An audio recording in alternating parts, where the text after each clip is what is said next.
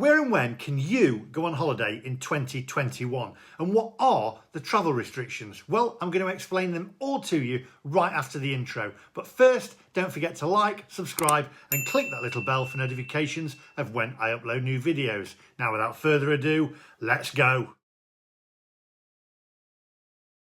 There is growing optimism that travel will be able to resume later in the summer, although a final decision on when that will be has not yet been made. Ministers have suggested, however, that the present ban on foreign travel will not be lifted until July. Well, officials have discussed a traffic light system which will see countries graded red, amber or green depending on their perceived safety. Britons will only be allowed to travel to green countries without self-isolating on their return to the UK. Red countries would be banned and a 10-day quarantine applied for arrivals from amber destinations. Well, Boris Johnson is expected to set out how the new system will work on Monday, although sources say he will not name destinations or dates. He is, however, expected to lay out the range of criteria that will determine which countries will be put on the green list. Now, it is understood that the country's vaccination rate would play a big part in its ranking, as well as its level of variance of concern. All arrivals will be required to present a negative test taken within the previous 72 hours at the UK border. Well, the new system is likely to stay in place for a substantial period, and sources have said that international travel will be severely suppressed for at least another year.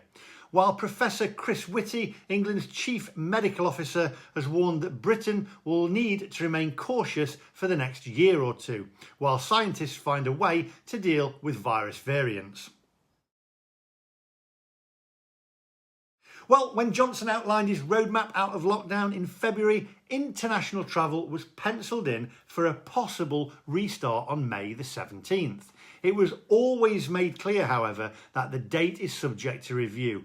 Many of the decisions hinge on the findings of the so-called Global Travel Task Force.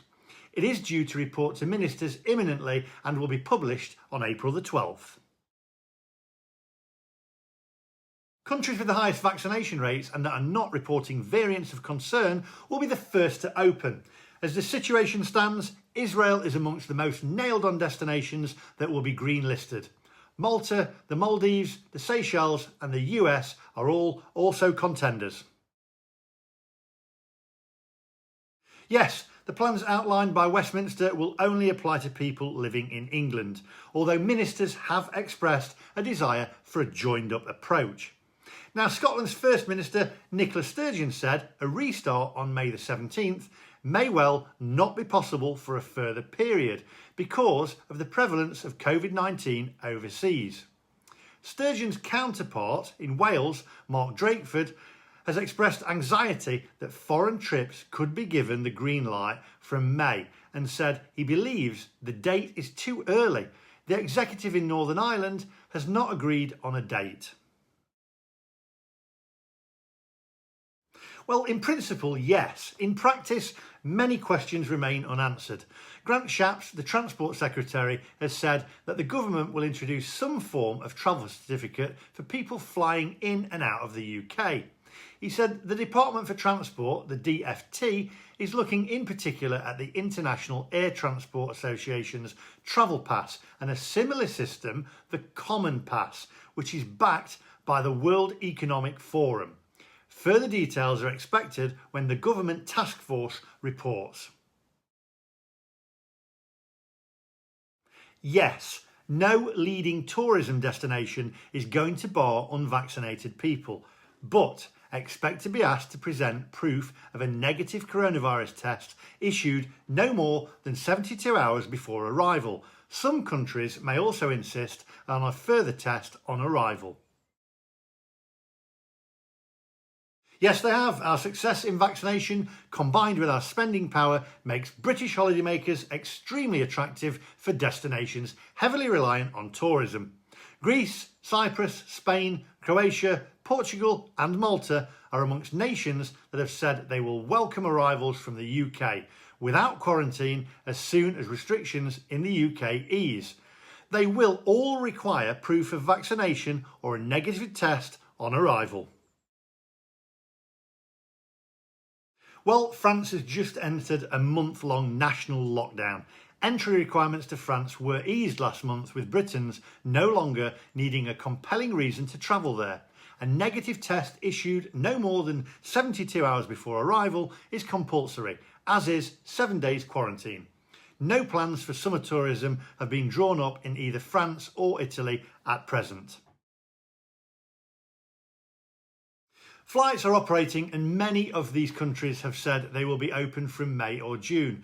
Ministers are aware of the risk of disobedience, especially as more people are vaccinated.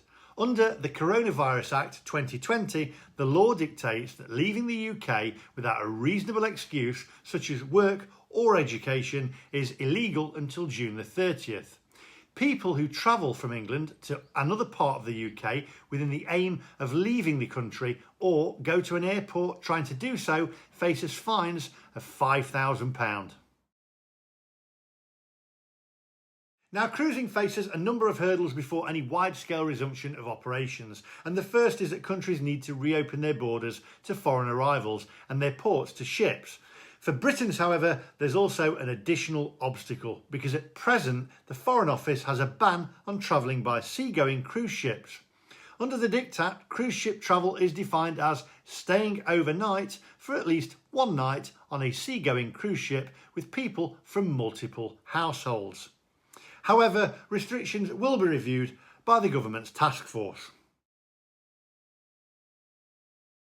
Well, these look more promising, and a boatload of cruise lines, including P&O Cruises, MSC, Cunard, Disney, Fred Olsen and Hurtigruten, have all launched new sailings. Some operators will only run cruises to nowhere, with passengers not allowed off the cruise ship for the duration of the sailing, while others will make port calls depending on local restrictions. The decision, along with whether passengers need to be vaccinated, varies from line to line. It is understood, however, that operators will wait for the Foreign Office advice to lift before commencing sailings. The restrictions on domestic travel vary across Britain. Therefore, if you're planning to stay in a different country, it is important to check the rules there and those that apply to you locally. Now, in England, self-contained accommodation can open from April the 12th, but only for single households or bubbles. You should still, however, minimise travel. From May the 17th, all domestic travel is permitted, with the rule of 6 in force indoors. There are no limits on travel. Holiday accommodation can reopen on April the 26th, subject to restrictions. Nicola Sturgeon, the First Minister, has announced. She also added, "We hope that restrictions on journeys between Scotland and other parts of the UK and the wider common travel area can be lifted. If not on April the 26th, then as soon as possible thereafter." Yes, it is, because self-catering properties are already open, but only for Welsh visitors. People from England and Scotland cannot at present travel to Wales for a holiday.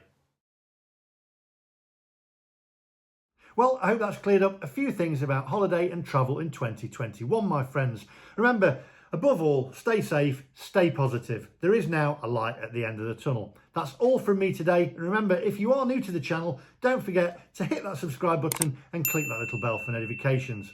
And I'll see you guys in the next one. Goodbye.